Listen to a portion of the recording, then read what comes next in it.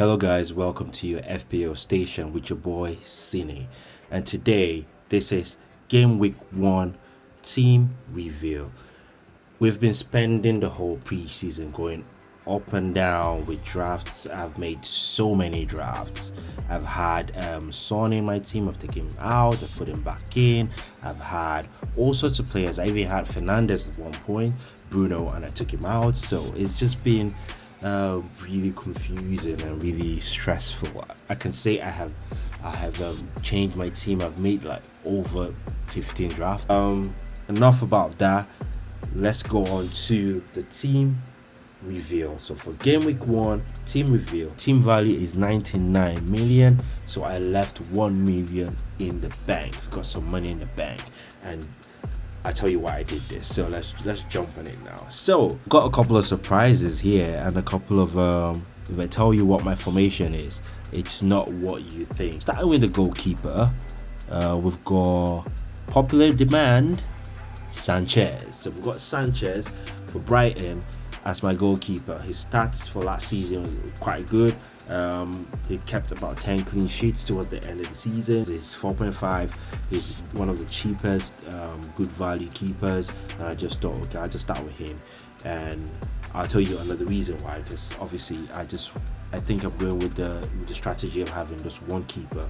Last season I went with 2 keepers where I alternated them, and I had a lot of issues where sometimes I put in the keeper that got me the lowest points, and it was just heartbreaking to have that keeper with so much points on the bench. So this time I'm deciding to just go with one keeper. If I change my mind maybe later on in the season, I just want to do things differently this time. So Sanchez is my keeper. I'm gonna go with another popular demand, right? Let's go right back.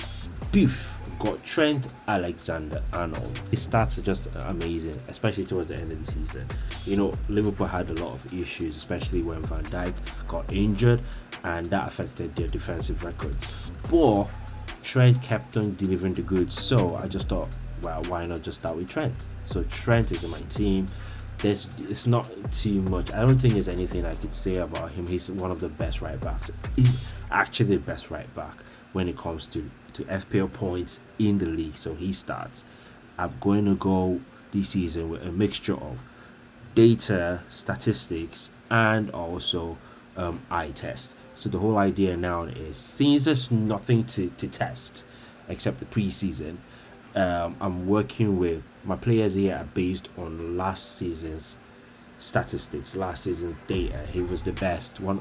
Was he the best or second to the best? Well, he's got one of the highest points, top 3 defender FPL points. That's what I'm going for. Trent. Boom.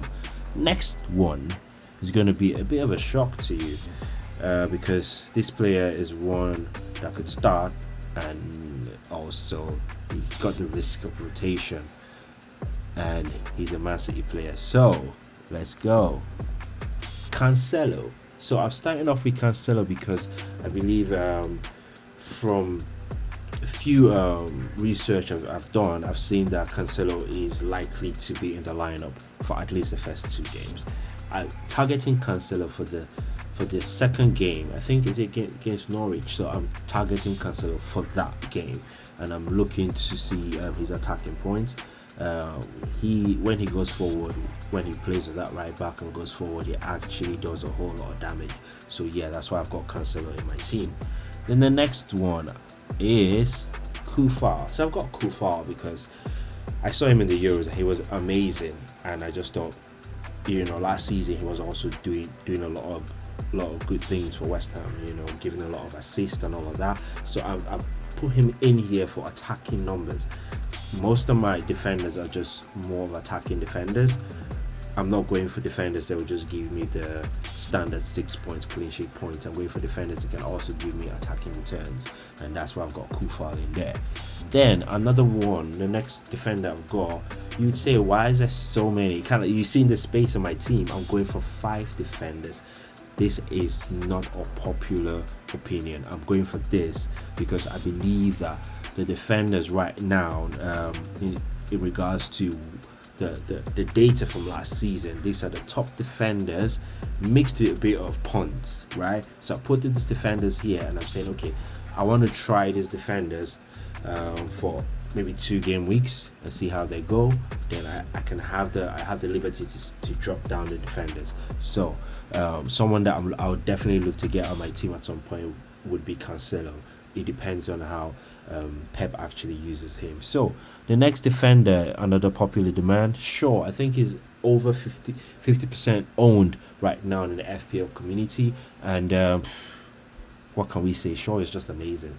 You know, his numbers, his crosses are amazing, his corners and all of that. So he's one to actually, you know, put in your team. If you've not got him in your team, he's actually played for United and actually done really well in preseason. So I've got Shaw in my team. Then the next one is a surprise. The only reason I have this guy is because he is a very cheap defender. He can actually sit in my bench and rock there for all I care. I bring him in the team because he's a Liverpool defender, and everybody would guess who that is. He's popular in the Twitter, FPL Twitter. He's actually very popular there. So, Tismikas. What? He's in my team now, so I'll just put him in there to play the left back because because Robertson is injured, and I watched him in the last game. Against who was it? Was it Olympiacos? So I can't remember who Liverpool played, but he was really amazing. His crosses were just out of this world, amazing. He even set up the goal for who was it? Was it Milamino? And yeah, I'm very okay with him starting. And obviously, when Robertson comes back, he goes to the bench. But I didn't just take this decision just based on the fact that he actually played well for Liverpool. I looked back at his time in the other teams he actually played for, and I saw that he was really good. His numbers were amazing. He had, I think, the last season before he came into Liverpool, he had 7 goals and 7 assists. So he's actually a really, really good left back if given a chance. So that is my defense. And then we step into the midfield. My midfield, I'm going with 3 midfielders, and these are proven and trusted midfielders. Starting with, you know, the man, Salah. No words. I've got nothing to say about this guy, but this guy's just brilliant, and he's my captain. That's it. I have Salah here to be my captain. He, after the next 6 games, he could be my captain 4 or 5 times. That's just Salah. Then the next person I've got in here is Mahrez. So this Mahrez, I have Mahrez in here for game week 2, and he's one that I could actually take out, or I could leave in my team. I'm not too sure of what I'll do with Mahrez, but my strategy right now is Mahrez in my team for 2 game weeks, and let's see how Pep actually uses him. Then I'll know if I take him out of my team or not. Then the next midfielder is a boss in the midfield, right? Fernandez is one that, you know, it's been a bit of a drag. I've taken him out, brought him in. I just thought I'll just stick him in. It's Fernandez. I know, like, with the whole new rules and VAR against soft penalties, he might not have a lot of penalties, but he's one to take shots from out the box, and he actually scored a really amazing free kick for United against Everton. So yeah, Fernandez is my team. I know he's gonna still deliver, so I'm not gonna underrate him. Then the next player, my strikers are going 2 strikers, right? Another risky striker in regards to he's very injury prone, but I'm just going with him. I'm actually just going with him, and that is Antonio. Now, obviously, they're in the Europa, and obviously they're in Europe now. Now you can say that this guy is prone to injuries. His hamstring is always playing up. I'll just say for the first 3 games before the international break and the European competitions, I think he's one to have in your team.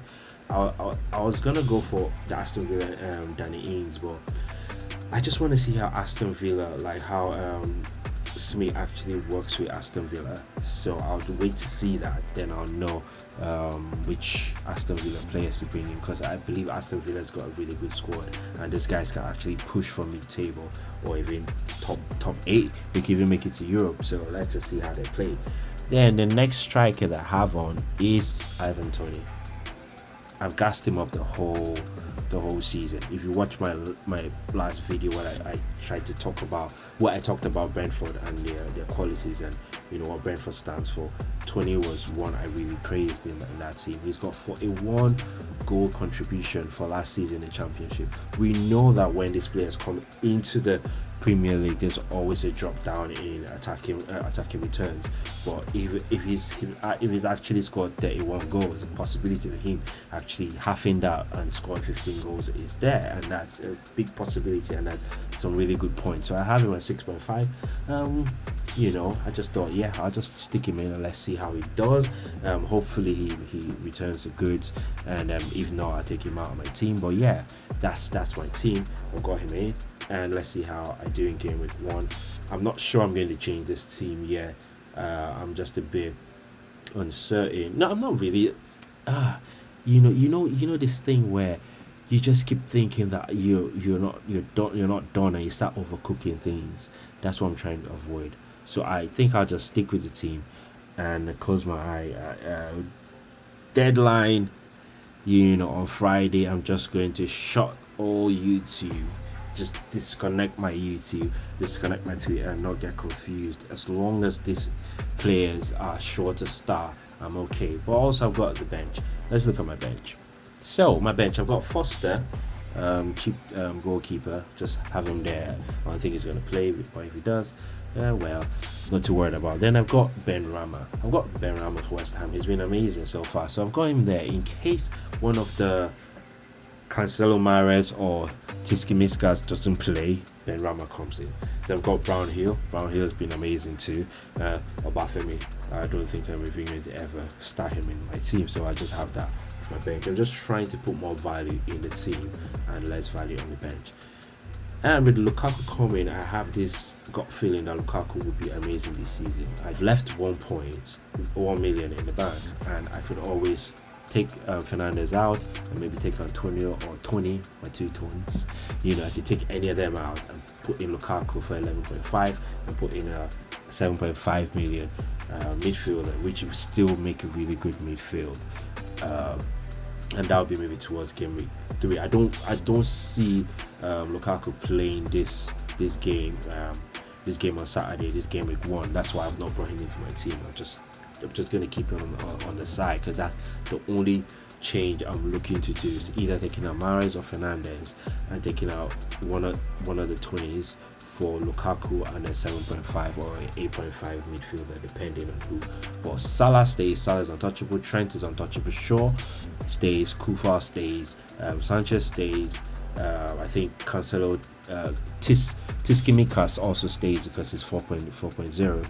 But Cancelo, Mahrez, Antonio, Tony, they're all risk of taking out of my team, for better players or for players that are actually in form at the time. So that's it for now. Thank you so much for watching my video. If you like this, if you like what you've seen, subscribe and you get more information. Click on that notification button, share this video with your friends, and I really do appreciate you. Thank you so much, and this is your boy Cine signing out. Peace.